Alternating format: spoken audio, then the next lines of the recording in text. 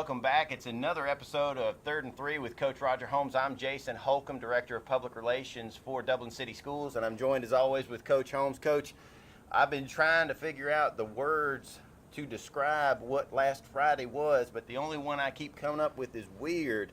You know, we had a strange start to the game with a pair of kickoff return touchdowns, and then the rain came. How do you as a coach even try to prepare kids for these types of situations? Well, I don't think there is a way to prepare, but I think they react the way you react. Weather, I'd hate to be a weatherman, but the weather as it started out, it was supposed to be clear all night.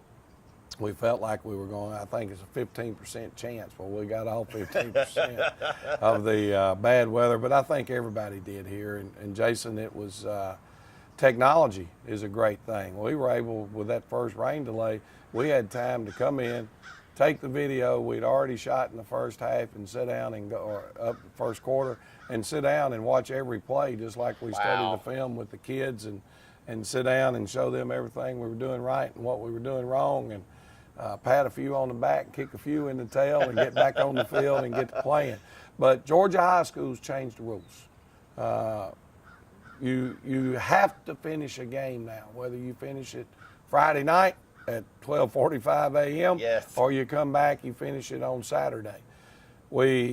Obviously it was a little bit tougher with it being homecoming, and our people did the best we could. You know, part of the things you have to do is you have to roll with the flow, and you got to make things work. And we got our homecoming festivities done over in the gym during that long delay. Yes.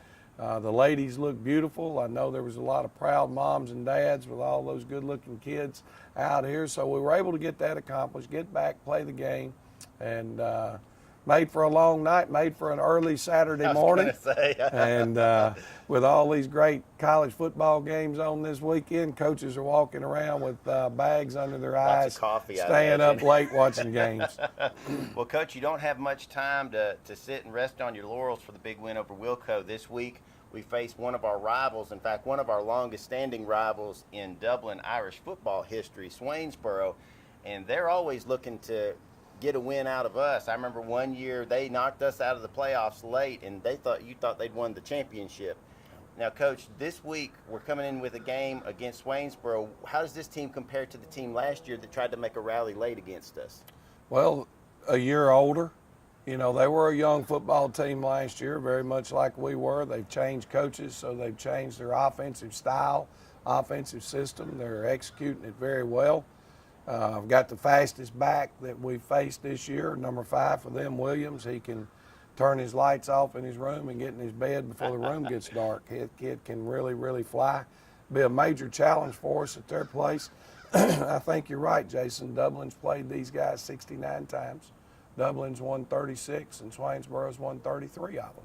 So there's the history and how competitive and close this thing is, and that's probably exactly how the game will be. If we can hold up on our end, it'll be a close, hard-fought ball game on Friday night.